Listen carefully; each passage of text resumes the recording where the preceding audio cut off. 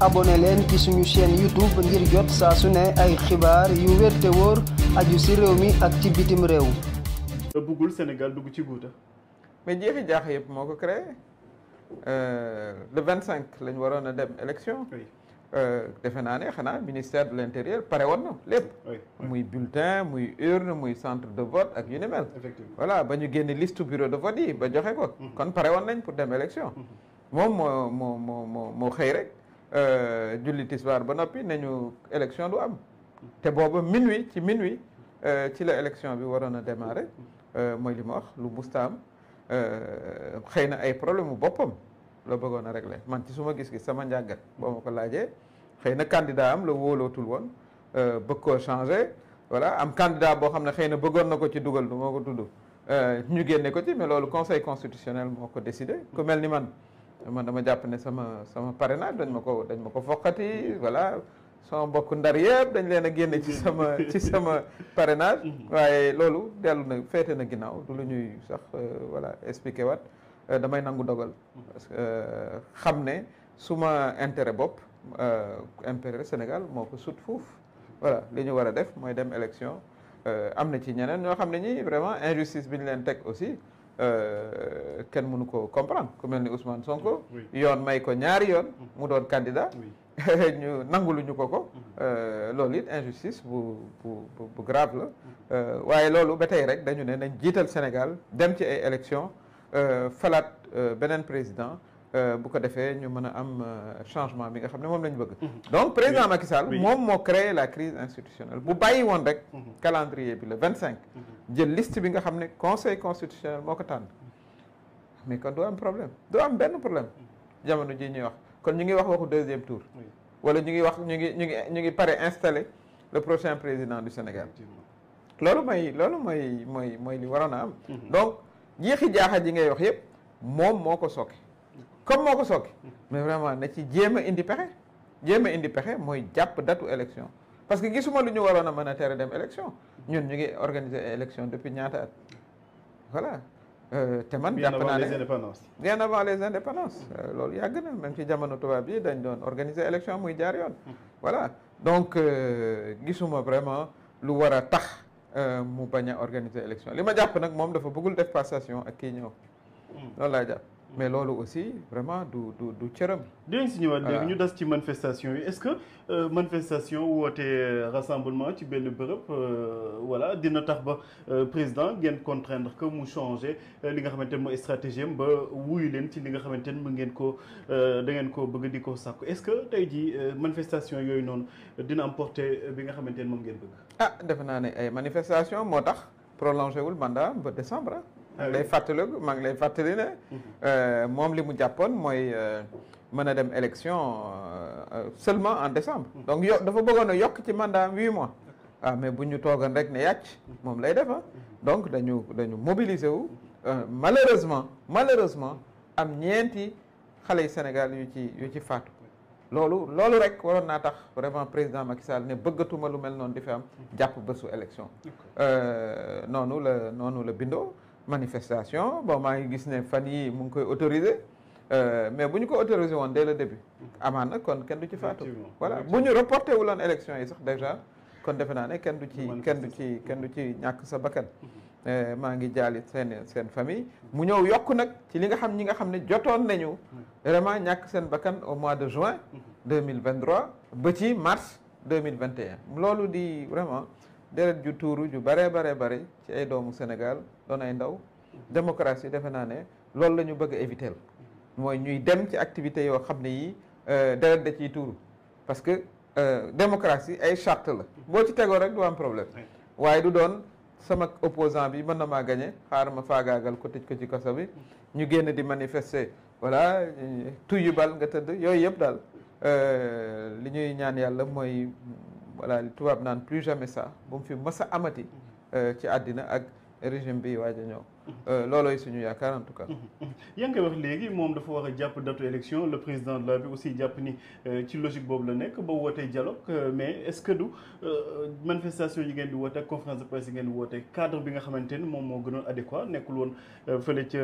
Diamniadio dialogue bi autour d'une table ngeen waxtaan wax seen point de vue défendre ko devant le président. waaw mais li ñuy dialoguer la ñu xamut lan la war a doon d'ailleurs xam nga 19 candidats moom fukki candidat ak juróom-ñeent fukki candidats yi ak juróom-ñaar nanguwu ñoo dem kon foofa dialogue amu fa parce que bu fekkee ne élection la ñuy wax ñaara ko seq électeur ak candidat xaw ma ci keneen de bésu élection moom ñaara ko seq ñooñu waaw bu fekkee ne yow électeurs yi xam nga candidats yi la ca ëpp voilà 17 sur 19 nee nañ demuñu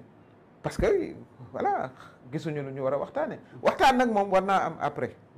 mais président Macky Sall mënta reporter élection yi ci coobare boppam waxtaanu ci kenn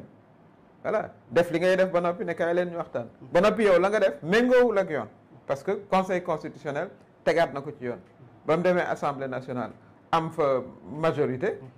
ba mu ñëwee conseil constitutionnel daf ko ne amoo sañ-sañu dàq ay élection sa loi bii nga xam ne jël nga ko méngoowul ak sartu réew mi muy constitution dellul ginnaaw loolu aussi dafa rafetul sax ci am njiitu réew waaye noonu la demee voilà. élection yi pour ñu mën ko tànn quand même il faut un consensus te bu nekkee yéen demoo leen wuyu ji ko moom ñi mu àndal bu ñu jàppee que dañu war a dàq élection yi wala ñu war a reprendre at processus est-ce que quelque part doon jàpp que ni yéen seen ñàkk dem boobu ngeen di payer. non pas du tout ñun kay fi mu ne nii bu doon match dañ naan ñoo ko gagné. puisque conseil constitutionnel nee na nañ tenir élection yi président Macky Sall moo war a topp li yoon wax fi mu ne nii. waaye mënu la contourner conseil constitutionnel damay woote dialogue doo dialogue amul li tubaab naan nature juridique kooku ay toog waxtaan taxul ñu topp loi wala constitution loolu amul fenn ba noppi ña fa toogoon mooy ñi àndoon ak moom rek ñi ànd ak moom rek a fa toogoon d'ailleurs ay ministre am la rangale ak yu ni mel voilà benn baat moo fa discordant woon maanaam moo demuloon ci li président Macky Sall mën a dégg mooy baatu voilà église bi jàngu bi man it dama leen di féliciter sax bu baax ci seen position bi ñu jël muy position wu dëgg loolu rek lañ fa rappelé ne nañ topp yoon nañ topp sartu réew mi conseil constitutionnel nee na président Macky Sall organiser la élection dafa war a organiser ay élection bu fekkee ne nag mënu ko organiser wala bëgg ko organiser mën na ko sax parce que lépp a ngi fi pour ñu organiser ko mais dañuy ñaan conseil constitutionnel mu tànn bés jàpp bés président Macky Sall nag li gënoon a rafet ci moom mooy mu bañ ñoo dugal ci li tubaab naan incertitude institutionnelle parce que nag bu ñuy yegsee 2 avril comme wax na fu ne day dem bi yoon moom de gëm naa ne day dem parce que wax na ko fu ne ba wax ko ci anglais ñu bindal ko ci anglais mais na muy demee wax dëgg yàlla du noonu lañ ko joxe woon réew mi bi ñu koy jox réew mi président Abdoulaye Wade dafa jàpp bésu élection ni ko constitution waxee ñu dem premier tour deuxième tour Macky Sall gagné mu félicité ko ci téléphone jour boobu téléphone président Macky Sall dafa bloqué ñu koy jéem a ubbi pour xam ne président Abdoulaye Wade dina ko woo loolu mooy être républicain loolu mooy li rafet moom nag apparemment loolu bëgg ko def parce que bu fekkee ne yow da ngaa bëgg a dem avant sax élection pour ñu tànn sa successeur loolu aussi lu doy waar la moo tax ñuy mobiliser moo tax ñuy ñaxtu parce que loolu mooy démocratie loolu la maye. moo nekk suñ constitution. boo d'accordulee ak ñi la jiite. voilà nga wane sa mer. président Macky Sall xam na ne yoon wi mu tegu du yoon wi nga xam ne moo méngoo ak li ko conseil constitutionnel date ngeen bëggoon ñu doon dialoguer trouvé nañu date am nañu consensus ci benn date muy le 2 juin li ngeen doon bëgg mooy doon ko sàkku élection am avant le 2 avril mais voilà dina am le 2 juin début hivernage est-ce que déjà 2 juin boobu noonu sax ànd ngeen ci déjà. waaw xam nga foog ñuy leeral suñu mbokk yi ñuy seetaan. lan mooy problème bi. constitution suñu charte réew mooy li ñu tënk ñun ñëpp dafa ne am na ñetti cas de vacances maanaam situation boo xam ne il faut mu am ku wuutu président de la république nee na day dem le 2 avril kon xam nga loolu fi nekk donc li nga xam ne mooy cas boo xam ne ci la ñuy wuutu président mooy benn maara day im si mu faatu koy ñaanal gudd fan ñaareel ba mooy empêchement maanaam mu tëlee ci wàllu xel wala wërgu yaram ñu ngi koy ñaanal voilà wërgu yaram ñetteel ba mooy démission ñetti situation yooyu du doon li nga xam ne moom lañ nar a jànkonteel le 2 avril donc amut fenn ci sartu réew mi foo xam ne fii nee nañu bu président de la république mandaam jeexul te faluñu keneen diwa koy remplacer amut kon loolu mooy dugal réew mi ci guddi gu bët setegul amut benn président bu ko wutu bu ko def du Senghor du Ablaye Wade voilà du Abdou Diouf ñun nag dañ ciy am kersa ñun ñi àndoon ak moom en tout cas moi en particulier parce que président Macky Sall moom 1961 la judd après l'indépendance donc li ñuy xaar ci moom li ñu doon xaar ci moom mooy modernité maanaam nga méngoog sa jamono voilà mais doo def loo xam ne lii paaw 90 ans yi jiite Afrique moom la ñuy def moom la ñuy gis li tubaab bi naan autocrate voilà loolu aussi vraiment au-delà de mbetteel franchement lu ñuy naqarlu la parce que boo ko yóbboo 2 juin kenn mënu laa wax tey kan moo nar a jiite Sénégal entre le 2 avril et le 2 juin effectivement mënoo ci am benn réponse bu jub amut waaw kenn ku ne mën ngaa jóg ne man la armée mën naa jóg ne man la ñee ne non na doon conseil constitutionnel ñee ne président assemblée nationale tànn sa bu la neex lay doon waaw loolu pour lan président Macky Sall war ñoo dugal ci boobu situation bu organiser woon élection yi parce que moom it dafa def comme match football ray temps bi ba ko conseil constitutionnel bindee ca ëllëg sa ba mu ne damay d'accord ci décision conseil constitutionnel bu jàppoon bés kon danañ organiser élection avant muy dem waaye dafa toog d'abord une semaine waxut après nga ne dialogue maa ngi xaar 4-5 jours ñu indil ma rapport di ray temps bi pour que dootuñu am possibilité avant muy dem organiser élection moo tax ma jàpp ne man kon ci dilatoire la ne kon mul déggee boobu ba tey mais bien sûr que dilatoire la kon xam nañu demuñu gànnaar waaye xam nañ kañ lañ fay reer dilatoire la amul leneen ci dëkk boo xam ne da ngaa mës di organiser élection yu jaar yoon sans problème voilà te xam nañ ne en un mois war nañ mën a organiser élection surtout que ñu ngi doon pare élection yi depuis 5 ans xamoon nañ ne le 25 février 2024 mooy datu élection donc administration baa ngi ko doon pare ñëpp a ngi ko doon pare voilà donc noonu la demee man dama jàpp ne xëy na ki ko war a remplacer ala kulli aleen dañ koy remplacer xëy na kooku la bëggu la voilà bi mooy jaaree nga si ñëw di nga ñu ko leer la mais ñu des tuuti rek ci boobule date le 2 juin bi est-ce que aussi parce que leen luñ si laaxaale ñoom waa ñu doon dialoguer mooy que ñu reprendra le processus est-ce que bu ñu reprendre processus bi mbir yi dina nekk loo xamante ni quand même lu xel mënut a accepter ñeneen ñi nga xamante ni jàlloon nañu bu ñu demee par exemple ñu retenir leen pour X raison est-ce que boobaa duñ leen teg ay tort xam nga man sama wàllu bopp bu ma doon topp sama intérêt bopp rek dama naan nañ ko répété ndax man dañ maa tooñ ba ci kanamu yàlla ma wane preuve dañ ma ne sa 13000 parrain par exemple gisuñu ko ci fichier bi man maa jiite woon liste Benno Bokk Yaakaar 2022 yoon dafa ne 10 jours avant élection yi dañu war a jox fichier bi ñi diriger liste bi donc ma yoroon fichier bi samay 13000 parrain ma ne leen ñu ngi nii ci fichier 2022 loolu toppuñu ko ma indi sama clé ne leen Saint-Louis mu ngi ci ñu ne ma waaw mu ngi ci bindal ma reçu ñu ñëw di contrôler ne ma gisuñu Saint-Louis waaw loolu preuve à l'appui mais man ci suma wàllu bopp maa ne comme conseil constitutionnel ñun def nañ la ñu waroon def jusqu'au bout ñoom rek ñu jàpp fi ñu jàpp dañuy jàpp ne bon loolu la yàlla dogal parce que conseil constitutionnel amul foo xam ne mën nga ko faa clamé candidats spoliés yi nga xam ne ñooy groupe yi parce que am na ci ñoo xam ne seen clé ubbi wuñ ko ak yu ni mel collectif boobu mën naa jàpp ne franchement du ma ne bu ma newul maa ko sooke it voilà ma collectif bi voilà donc ba ñu bindee président de la République si la jafandu te dañu ko bind déglu rek li ma am na solo dañu ko bind ci délai de recours bi mu ne pat faalewuñu ba yëf ya passé ma ne mais attends kon kay jeex na léegi nañ jàpp ne loolu la yàlla dogal suñu yàllaa defoon ñun waruñoo bokk ci élection bi. Il y a pas que nous wax naa sànq kaaw Ousmane Sonko. ak voilà. donc mu toog ba yëf ya passé mu ne leen kaay leen ñu waxtaan ca palais ba. ña dem.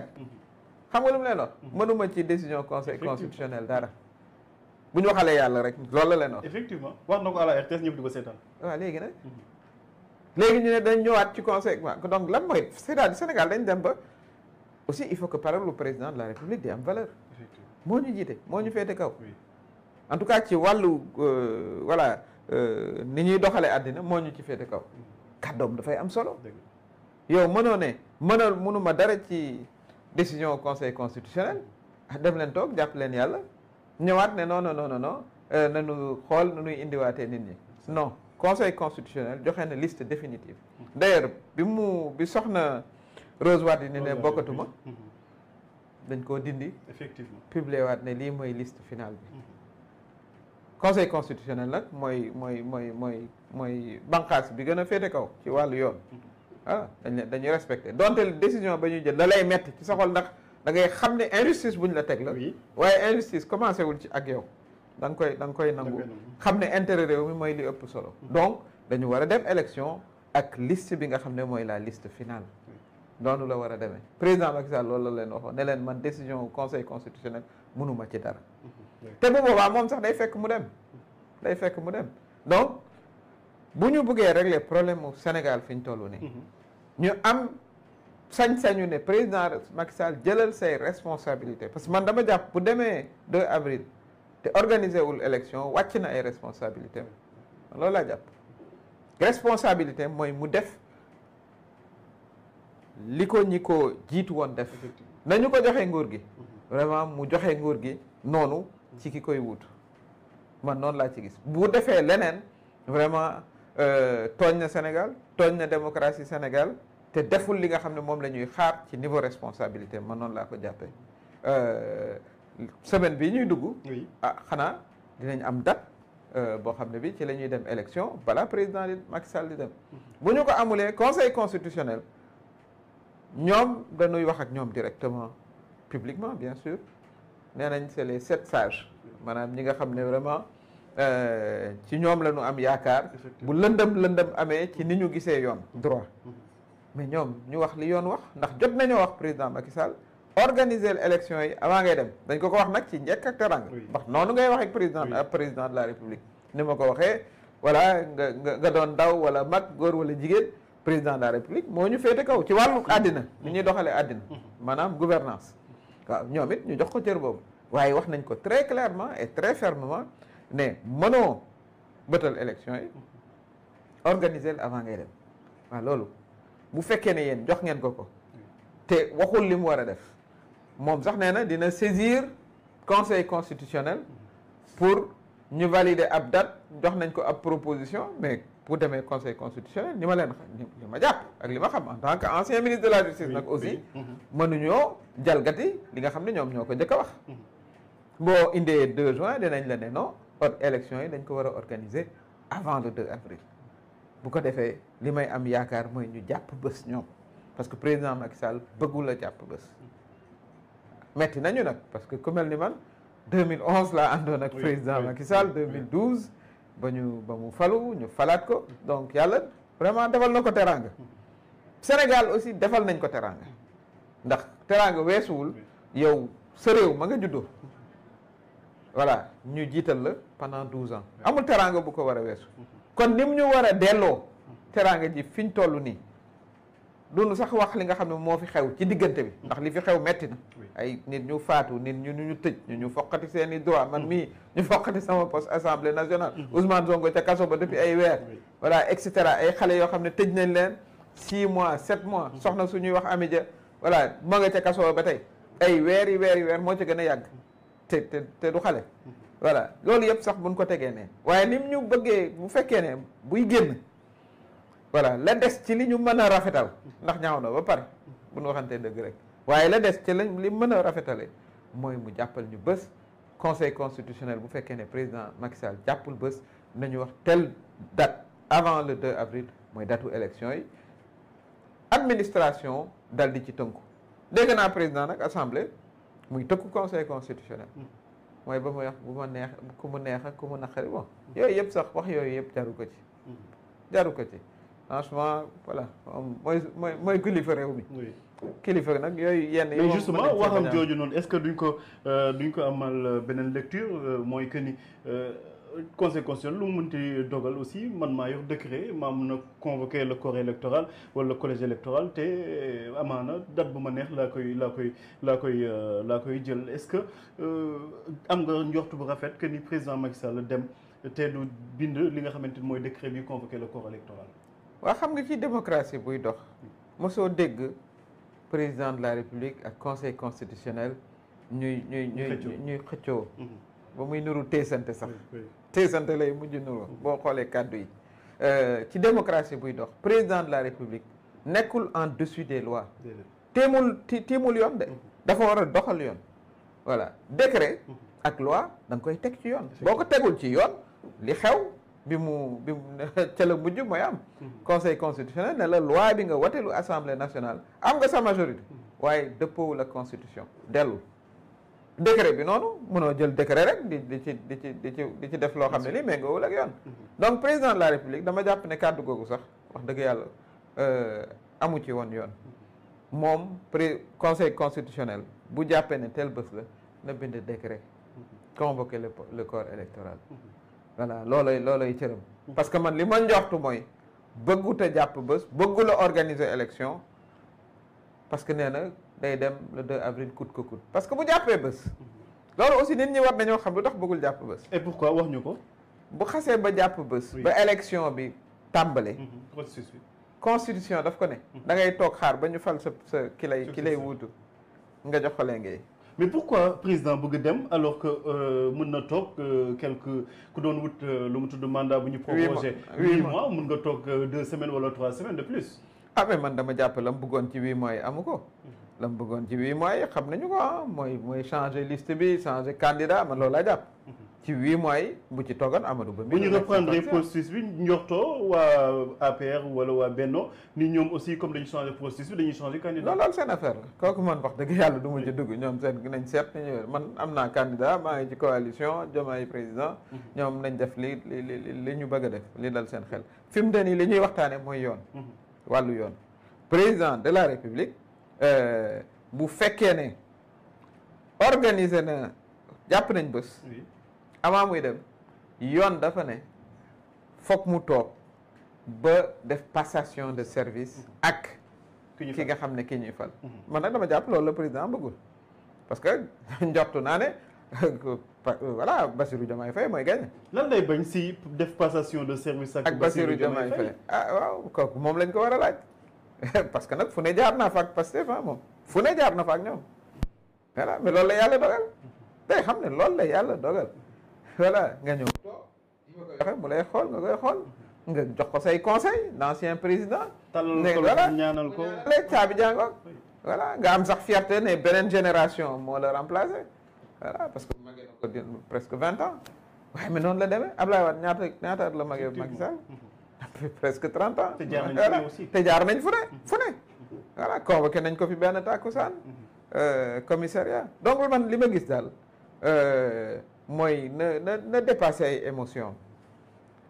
nga boo nekkee ci àddina day am émotion luñ la def lu la metti mais waa Pastef ñoom ñoo war a gën a siisu sax voilà ne ñun bëgguñoo passation ak président Macky Sall voilà mais da ngay dépassé am dépassement voilà parce que nag yow ni ma ko waxee yow ci wàllu àddina yaa njàppate ñëpp def passation bi dal di dem man noonu laa ko gisee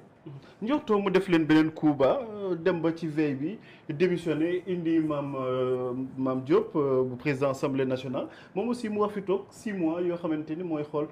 kañ lay organiser élection ak yu lu mel pour rek voilà pour vous embêter encore et davantage waaw loolu président Macky Sall lan la ciy gagné lan lay gagné ci def lu mel noonu dara au contraire def naa ne héritage am lay gën a voilà nasaxal loolu laa jàpp niñ koy fàttalikoo mooy ab président bu démissionné d'ailleurs nee na démissionné wul dégg nga ko dégg naa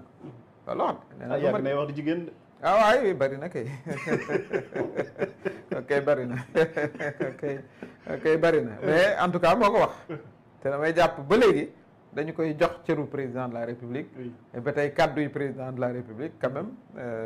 jëfe la tudd voilà war a sacré kon nee na du démissionné donc bu jàppul élection datu élection mooy day dem le 2 avril sans que Sénégal ak njiit loolu nag lu ne xaj na si lu ne xaj na si ndax fi ñuy wax ni munoo maa wool professeur de droit bu la ne diw yoon nee na mooy ji moo koy wut amut du ci constitution du ci loi voilà ab soldat mën na ñëw ne bon man dama war a assurer intérim parce que sécurité nationale dal di ñëw toog keneen ne non nañu jàpp ne cas de vacances la boo xam ne kenn prévoir ko woon nañ indi président de l'Assemblée nationale mu toog nit ñi ne non d'accord uñu nañu organiser élection bi tout de suite sans campagne électorale Assemblée nationale ne non dañu war a changer le code électoral parce que nee nañu campagne yu 3 semaines la gis nga coow loolu est-ce que sénégalais yi vraiment coow loolu encore coono boobu dinañ leen ko teg est-ce que président Macky Sall vraiment mënta am yërmande ci sénégalais yi éviter leen coono bii ak coow lii may wax mu mën a am mu mun a résultat bu ne mën cee am te lenn rek la ko mën a defee mooy mu retenir datu élection avant muy dem bu retenir datu élection avant muy dem ñu def suñuy élection noonu laa ko gisee. mais ci démarche président Macky Sall est-ce que ñëw na ku topp logique bi ngay wax mooy que mu retenir datu élection avant muy dem suivre processus bi ba def passation de service bi. Sénégal bàyyi ko way bu rafet comme ñeneen ñi. gisuma loolu parce que li muy def man xaw ma kan a koy conseiller ci fan yi mais du ay conseil yu baax.